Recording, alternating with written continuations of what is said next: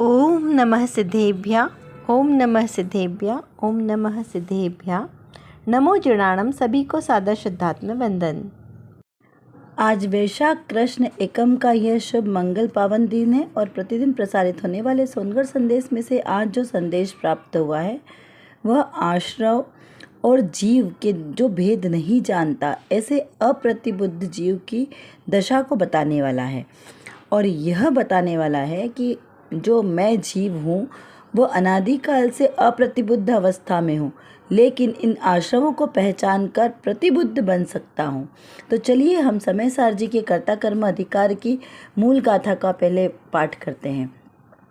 जावण्णवेदि विसेंसन्तरं तु आदावसाणं दोर्णम्पि अन्नानि तावदूसो कोहादिषु वट्टटे दे जीवो कोहादिषु वट्टं तस्य कमस्य संचो होदी जीवस्य सेवं बंधो भणिदो खलु सवदरिसिहिं।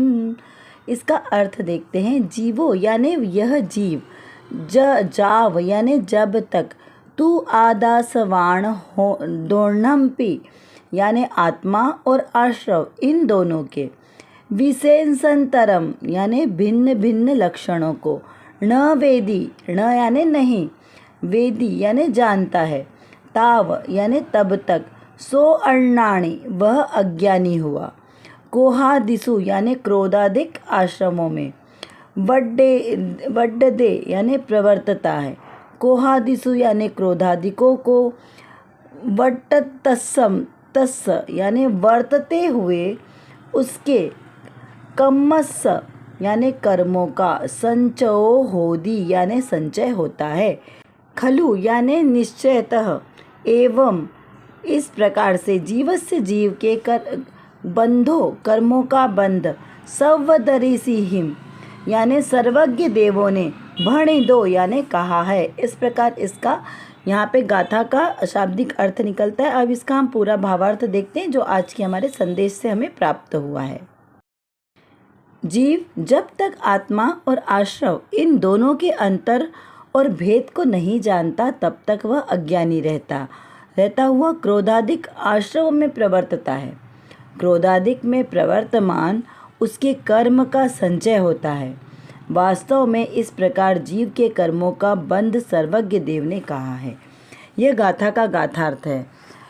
इसका क्या अर्थ समझना, हम शाब्दिक अर्थ ही समझेंगे, बहुत डिटेल में नहीं जाएंगे क्योंकि डिटेल में तो ये इतना लंबा विषय है कि उसे थोड़े से समय में समझना बहुत मुश्किल है।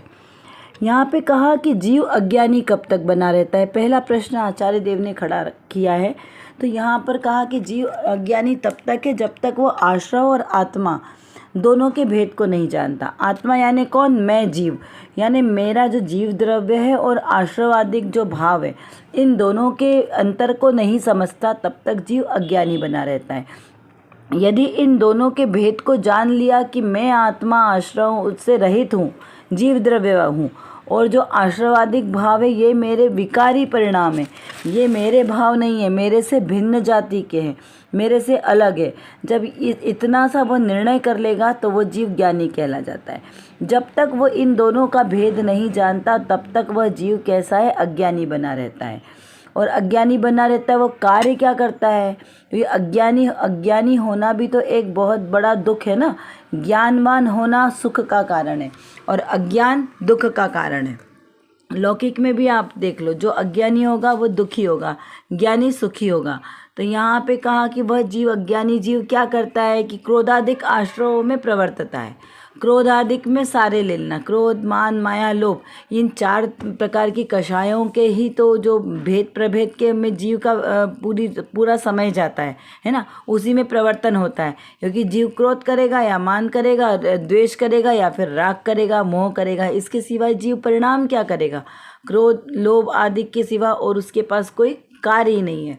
तो इसलिए कहा इनको अगर हम शॉर्ट रूप में बोले एक साथ तो मोह राग द्वेष है ना, या कहें कि रागादिक, तो रागादिक में क्रोधादिक भी सम्मिलित हो जाते हैं। तो जीव या तो ज्ञानी रहेगा, ज्ञानी होगा तो वो क्रोधादिक कषायों के रूप में परिवर्तन नहीं करेगा। जीव ज्ञानी होगा तो किसी भी इष्ट या अनिष्ट पर पदार्थों के प्रति राग का भाव, द्वेष का भाव, मोह का भाव नहीं करेगा। वो करता हुआ दिखाई देता हुआ भी उसमें प्रवर्तन नहीं करता। इस प्रकार ज्ञानी जीव की परिणति है। लेकिन अज्ञानी जीव क्रोधादिक कषायों में प्रवर्तन करता है। अब देखिए, यदि जीव क्रोधादिक कषाय रूप भावों में प्रवर्तन करेगा, ऐसे आश्रव भाव में प्रवर्तन करेगा, तो उसका फल क्या मिलेगा? तो क्रोधादिक में प्रवर्तमान उसके कर्म का संचय होता है। क्रोधादिक में प्रवर्तन करने से कर्म का संचय होगा, और कर्म का संचय होगा तो उसका संसार बढ़ेगा, उसे दुख होगा। तो इस प्रकार जीव के कर्मों का संचय होना, कर्म का बंध होना, कर्म के बंध का फल आना, ये सब सर्वज्ञ देव ने कहा है। सर्वज्ञ देव ने इस प्रकार से जीवों के प्रति समय के होने वाले परिणामों का फल बताया है कि किस प्रकार से अज्ञानी जीव अज्ञानता के वश कर्मों का आश्रव करता है और उनके बंध को प्राप्त होता है, और बंध को प्राप्त होने से जीव का संसार में परिभ्रमण निरंतर चलता रहता है। यदि अब इस संसार में परिभ्रमण नहीं करना हो तो कर्म बंधन से रोकना है, और रोकने के लिए सबसे पहले आश्रमों से निवृत्त होना है। तभी हम संवरण निर्जरा को प्रकट करके मोक्ष दशा को प्राप्त कर सकेंगे। तो चलिए अब देखते हैं इस सुंदर संदेश के बाद जो आज रत्न कणिका हमें प्राप्त हुई है उसमें विशेष कौन सी बात आई है। यहाँ पर एक आत्मार्थी ने प्रश्न किया है कि आत्मार्थी जिसे कि वास्तव में आत्मार्थ प्रकट हुआ है, वह निशंक रूप से निर्णय कर सकता है कि मुझे भव नहीं है। क्या प्रश्न किया है? आत्मार्थी ने प्रश्न किया है कि मुझे भव नहीं है। तो किस प्रकार से कि उसे आत्मार्थ ऐसा प्रकट हुआ है, उसे ऐसा निशंकपना प्राप्त हुआ है कि अब उसे ऐसा पक्का निर्णय हो गया है कि अब उसे भव नहीं है। तो इसका समाधान करते हुए यहाँ पर बताया है, गुरुपूज्य बहिंसरी बहन की चर्चा में आया है कि आत्मार्थी स्वयं निर्णय कर सकता है। क्या कहा? आत्मार्थी स्वयं निर्णय कर सकता है, सम्यक दर्शन होने से पूर्व भी उसके भी ऐसी उष्मा यानी ऐसी हौस, ऐसा पुरुषार्थ आए तो स्वयं निर्णय कर सकता है। कोई ऐसा पात्र जीव हो तो वह अपनी भावना तथा आत्मचिंता, आत्म स्थिरता के आधार पर भी यह निर्णय कर सकता है। क्या समाधान दिया? जैसे ऊपर प्रश्न में क्या कहा कि वास्तव में अगर आत्मार्थी को आत्मार्थ प्रकट हुआ, आत्मार्थ यानी अपनी आत्मा का ज्ञान प्रकट हुआ, तो वह निशंकपने से निर्णय कर सकता है कि उसे भव नहीं है। तो यहाँ कहा कि हाँ, वह निशंकपने से ऐसा निर्णय कर सकता है। क्यों? क्योंकि उसे आत्मार्थी को स्वयं निर्णय हुआ ना। देखिए, हमें अनुभव जो होगा उस अनुभव को कौन जान सकेगा? या तो स्वयं जीव जानेगा या तो फिर केवल ज्ञानी जानेंगे, क्योंकि केवल ज्ञानी समस्त लोक की समस्त पर्यायों को, समस्त भावों को जानते हैं, है ना। द्रव्य, क्षेत्र, काल, भाव सब परावर्तनों को जानते हैं, सब कुछ यथावत जानते हैं, समीचीन जानते हैं। तो यहाँ पर कहा कि वो जो आत्मार्थी जीव है ना, वो स्वयं निर्णय करेगा कि वह जीव है। तो जब जीव है ऐसा निर्णय किया तो उसके भाव तो कम ही रहेंगे ना, तभी तो उसे पता चलेगा कि मेरे भाव कम है। तो यहाँ पर सम्यक दर्शन होने से पूर्व की अवस्था की बात चल रही है कि सम्यक दर्शन होने से पूर्व जीव निर्णय करता है, तत्व निर्णय। पहले का ना तत्व विचार की महिमा को जानो, कि सबसे पहले तो तत्व निर्णय होता है कि मैं कौन, मैं जीव, और मुझसे भिन्न सभी कैसे हैं, परद्रव्य, और परद्रव्य मुझसे भिन्न होने से वो सब अजीव है। क्योंकि मैं कैसा हूँ? मैं जीव द्रव्य। तो मेरा आत्मा ही जीव द्रव्य मेरे लिए उपादेय है और अन्य सभी मेरे लिए परद्रव्य हैं। तो जब ऐसा स्वद्रव्य और परद्रव्य का भेद ज्ञान हुआ तो उसे निशंकपना आया और निर्णय हुआ निशंकपने से। तो जब निशंकपने से निर्णय हुआ, क्योंकि अब डर किसका? मैं जीव हूँ और मैं कैसा हूँ? अपने जीवत्व प्राणों से जीने वाला हूँ, अजर अमर तत्व हूँ, अविनाशी हूँ, अखंड हूँ, चैतन्यता से परिपूर्ण हूँ। तो अब मुझे डर किसका? अब हमें कछु भय नाही, अब हम अमर भय ना मरेंगे। क्यों? क्योंकि अब हम कैसे हो गए? अमर, अजर अमर तत्व हो ना। जब ऐसा निर्णय हो गया तो उसे वो सम्यक दर्शन की दशा है, वो पात्रता है। जब आज जीव को पात्रता प्रकट हुई, फिर उसे भेद ज्ञान हुआ कि मैं आत्मा और शरीर भिन्न है मुझसे, मुझसे ये क्रोधाधिक भाव, मोह, राग, द्वेषाधिक भाव मेरे नहीं है। इस प्रकार से उसे प्रति समय जो निरंतर भेद ज्ञान की धारा चली, स्वद्रव्य की और परद्रव्य की, वही सम्यक दर्शन है। तो यहाँ पर कहा कि जिसे ऐसा पुरुषार्थ जगा अंदर में, जिसे ऐसी उत्कंठा जागी है कि मैं जीव द्रव्य हूँ और अन्य परद्रव्य मेरा कुछ भी बिगाड़ सुधार नहीं कर सकते, परद्रव्य मुझे कभी सुखी दुखी नहीं कर सकते, क्योंकि सुख दुख का गुण तो मेरे ही अंदर में है, मेरे ही आत्मा में सुख दुख का गुण है, मेरा ही आत्मा जानने और देखने वाला है। तो परद्रव्य का तो इसमें कोई कार्य ही नहीं है, तो फिर मैं परद्रव्य में प्रवर्तन क्यों करूं? क्रोधाधिक भाव मेरे अंदर कभी होते ही नहीं है, तो मैं क्रोधाधिक भावों को अपना क्यों मानूं? परद्रव्य मेरे है ही नहीं, तो किससे क्रोध करें और किससे मोह करें, किससे राग द्वेष करें? कोई है ही नहीं मेरा। तो जब ऐसा तत्व निर्णय होता है, वही पात्र जीव है। और कोई ऐसे पात्र जीव अपनी ऐसी भावना भाए तो उसे ही आत्म स्थिरता होती है। किसको? ऐसा तत्व निर्णय करने वाले को, ऐसे पात्र जीवों को ही आत्म स्थिरता होती है। वही आत्मा में स्थित होकर आत्मचिंतन करते हैं। आत्मचिंतन किसका करते हैं? अपने आत्मा का और अपने आत्मिक गुणों का चिंतन करते हैं। तो इसी ऐसे आत्म स्थिरता के आधार से यह निर्णय जीव कर सकता है कि उसके अब भाव नहीं है, कि अब मेरे भाव ज़्यादा नहीं बचे। क्यों? क्योंकि देखिए, शास्त्रों में, आगम में लिखा है कि जो जीव सम्यक दर्शन को प्राप्त करता है उसके भाव सीमित हो जाते हैं।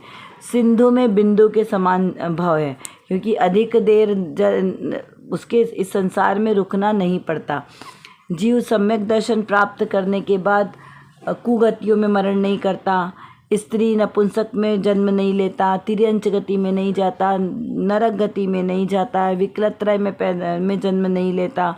तो उसके लिए कितनी सारी सीमा तो बंध गई ना, कि इतनी सारे दुख के साधन, कुगतियों के साधनों में वह नहीं जाता। तो वह जीव कहाँ जाता है? उत्तम गतियों में जाता है। जैसे देवादिक गति में जाएगा, मनुष्य गति में बनेगा तो भी उच्च कुल का मनुष्य बनेगा, दरिद्री नहीं बनेगा, धनवान बनेगा, ज्ञानी बनेगा। ऐसे सम्यक दर्शन की महिमा है। तो जो सम्यक दृष्टि जीव, ऐसा महिमामान जीव है, वह स्वर्गाधिक गतियों में जाएगा, फिर मनुष्य में जाएगा, फिर स्वर्गाधिक में जाएगा। तो इस प्रकार से अगर देखें तो अधिक से अधिक 15 भव और कम से कम 3 भव, इससे ज़्यादा जीव नहीं रहता। और बहुत लंबा काल जो बताया है उसमें अर्धपुद्गल परावर्तन बताया है। परावर्तन यानी एक द्रव्य परावर्तन पूरा हो उसको परावर्तन कहा, लेकिन उससे भी आधा समय वो जीव सम्यक दर्शन के साथ रह सकता है। उसके बाद उसे नियम से उसे मोक्ष जाना ही है, ऐसा पक्का है। तो इस अपेक्षा से यहाँ वो सम्यक दृष्टि जीव को ऐसा निर्णय होता है, ऐसा निशंकपना आ जाता है कि अब उसके भाव नहीं है। तो उस अपेक्षा से यहाँ पर यह बात कही है। तो ऐसा ही निशंकपना हमारे अंदर होना चाहिए। क्यों? क्योंकि हमें भी तो अपनी आत्मा की पहचान आनी चाहिए ना। इतना हमने शास्त्र पढ़े, स्वाध्याय किया, तो और हमें सब कुछ सुयोग अवसर मिला है, तब भी यदि हम तत्व चिंतन नहीं करें तो फिर क्या करेंगे हम? ये भाव तो हमारा ऐसा ही चला जाने वाला है। तो इस भाव में हमें कैसे भी करके ये तत्व निर्णय करना है कि मैं आत्मा हूँ, मैं मात्र जानने देखने वाला हूँ, मैं जीव तत्व हूँ, मैं सुख दुख का अनुभव करने वाला हूँ। ऐसा मैं त्रिकाली तंकोट कीर्ण एकमात्र आत्मा हूँ, बस आत्मा। आत्मा हूँ, आत्मा हूँ, आत्मा, ऐसा अपने अंतर में ऐसा निर्णय होना चाहिए। तो हमें आत्मा अपना प्राप्त होगा, प्रकट रूप में प्राप्त होगा। चलिए अब कुछ प्रश्नों के माध्यम से हम इस आश्रव और जीव के भेद करने की प्रक्रिया को समझते हैं कि कैसे ये आश्रवादिक भाव मेरे जीव द्रव्य से भिन्न है। क्यों? क्योंकि अगर ये भिन्न इनको नहीं जानेंगे तो अप्रतिबुद्ध यानी अज्ञानी कहलाएंगे, और जिसने आश्रवों को और आत्मा को भिन्न जान लिया वही ज्ञानी जीव है और वही सुखी जीव है। तो जीव अज्ञानी कब तक बना रहता है? विचार करना है कि कब तक जीव अज्ञानी बना रहेगा और कब जीव ज्ञानी बन सकता है। जीव कर्मों का संचय किस प्रकार से करता है? ऐसा क्या कार्य करता है जिससे कर्मों का संचय होता है? मुझे भव नहीं है, ऐसा निशंकपना होकर जीव, ऐसा निशंक होकर निर्णय कौन करता है कि मुझे अब भव नहीं है? सम्यक दर्शन प्राप्त करने वाले जीव के क्या लक्षण होते हैं? सम्यक दर्शन प्राप्त करने वाला जीव कोई अलग जाति का दिखता है क्या? जैसे हम मनुष्य जाति है, तो जैसे सम्यक दर्शन हो गया वो कोई अलग तरीके से दिखेगा क्या? तो नहीं, ऐसे कोई उसके बाहर के रूप में कोई ऐसा अलगपना नहीं आता है कि वो कोई अलग जीव है। वो सामान्य मनुष्यों के जैसे ही मनुष्य रहेगा, लेकिन बस उसकी दृष्टि बदल जाएगी। जैसे 5 इंद्रिय के विषय भोग में जीव की अभी तक आसक्ति थी, अब सम्यक दर्शन के बाद उस जीव की उनके प्रति आसक्ति कम हो जाती है। 5 इंद्रिय के विषय भोग का भोग करते हुए तो दिखाई देंगे, लेकिन उसके प्रति आसक्ति का भाव नहीं रहता है। ज्ञान की इतनी महिमा क्यों बताइए? क्योंकि ज्ञान नहीं तो जीव कैसा है? मुर्दा के समान है। कर विचार तो पाम, हम जितना विचार करेंगे उतना ही हमारा विषय क्लियर होगा, क्योंकि हमारे पास समय की कमी है और जानना बहुत ज़्यादा है। और किसको जानना है? अपने ही ज्ञायक स्वभाव को जानना है। तो जब तक हम अपने इस ज्ञायक स्वभाव को नहीं जानेंगे, तब तक हमारा कोई भी कार्य सिद्ध नहीं हो सकता।